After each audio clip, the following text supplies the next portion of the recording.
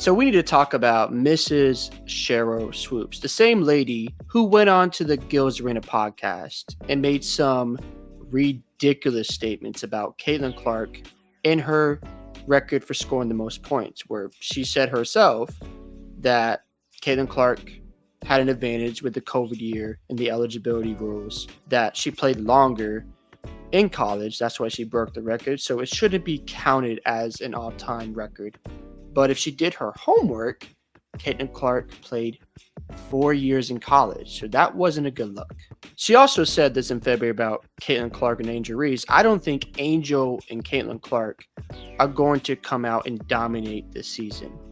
Well, you might want to check what's going on because they both are in the All-Star game. And Caitlin Clark had 29 points today. She was absolutely phenomenal and leading the charge with the Fever. I know they lost the Mystics. And then you have Angel Reese getting another double-double. I know some controversy with that because at the end of the game, she got fouled to extend the streak. But the fact she is leading the league in rebounding is impressive. So Sheryl Swoopes has a lot of questions and some people are upset with her, and I would too, because if you're going to come out to a podcast where you are a lady, I think she was the first WNBA player in the league, and you're saying these things and it doesn't line up with the facts, all you got to do is just go to Google and search Caitlin Clark's career, and you'll notice that on Iowa she was there for a total of 4 years, from 2020 to 2024.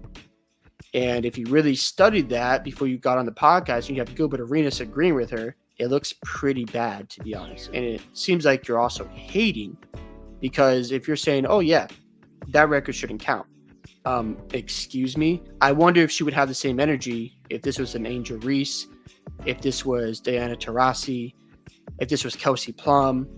Like, I just wonder how she would feel about that. So yeah, there's been a lot of controversy with Sheryl Swoopes. And when you're looking at the performance of Caitlin this year and Angel Reese, those comments about them saying they're not going to come in and just dominate the league, well, they look pretty good as rookies so far. Now, I do want to play the clip of what she recently had to say about who she would have in the All-Star this season. Let's go ahead and play that, and I'll give you more of my thoughts. Quick, before we move on, who would be your starters for this team WNBA if you had to pick? Ooh. For WNBA. All right, you put me on the spot. I'm gonna go. I'm going DeWanna Bonner. Okay. Let me keep going. Arike Gumbawale. Mm-hmm. Nneka Ogwumike. Mm-hmm. I like it. Caitlin Clark. Mm-hmm. And Dejanay Carrington. Oh, my bad. She's not on here. I'm gonna go. Ooh, Kayla McBride. Okay. Or Alicia Gray. One of those two. Good one. That is tough though. But you know me, I'm always gonna roll with my OG. So I gotta go with Nneka and DeWanna. So as you heard from Sheryl Swoopes, she actually selected Caitlin Clark to start in the All-Star game. Shocker. The thing is this, when you go on a podcast or a media outlet and you start sharing your take, please back it up with facts. Because when you're trying to discredit someone's record with a reason that doesn't make any sense and it has no facts at all, credibility goes down. And when you're seeing people like Draymond Green, Gilbert Arenas talk about the new media, that the old heads, need to pay attention to us because we're going to bring it in a different light. But then you have a guest star come on and they don't have their facts together. Yikes. That's not a good sign. Especially with Gilbert Arenas, he was agreeing with her. And I'm like, did you not do your homework? Caitlin Clark was in college for 4 years and she broke the record in less games. If I can just go on Google and find that, what is going on here? Another thing to point out is Angel Reese. She is playing phenomenal basketball. She's leading the league in rebounding. She got the Chicago Sky in 7th place. And I know today, she got fouled to extend her double-double streak. But at the end of the day, she is playing some really good basketball. In her first season, Caitlin Clark was leading the charge today, hitting step-back threes, getting to the free throw line. And I know they lost to the lowly Mystics, but that happens in basketball. You lose games that doesn't make any sense, but you're putting up 29 points. I think she got 12 assists. She's cooking. And for Sheryl Swoopes to say, well, they're not going to come out and just dominate the league. It looks like they are.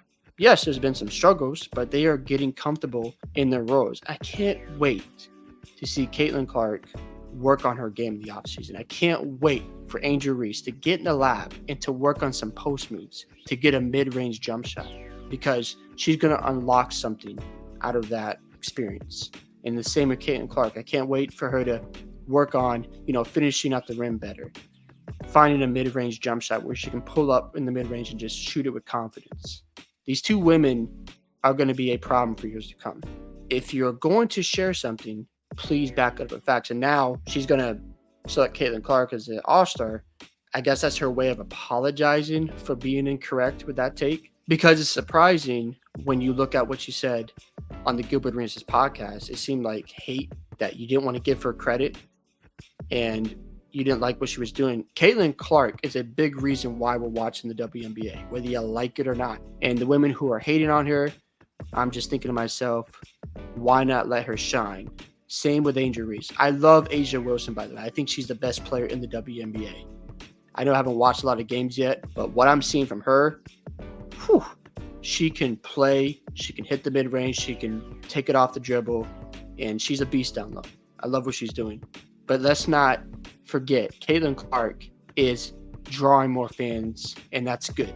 Angel Reese is talking. She's not backing down, and she doesn't care how you feel. Do I agree with everything she says? No, but I love the fact she's just not going to care what you think, because she's going to speak her mind. We need this. As long as they continue to work on their brand, keep these narratives up, have these rivalries, the WNBA is only going to grow and get better. And for people like Sheryl Swoopes, I hope they come correct next time, because looking back at that podcast and seeing where these two women are now, yikes. It's a bad look. And hopefully the next time you can evaluate them better, because Angel Reese and Caitlin Clark are just getting started. Hope you guys enjoyed this video today. I'd love to hear your thoughts about Sheryl Swoopes selecting Caitlin Clark in the starting lineup for the All-Star game. Don't forget to like and subscribe to the channel, and I'll see you in the next one.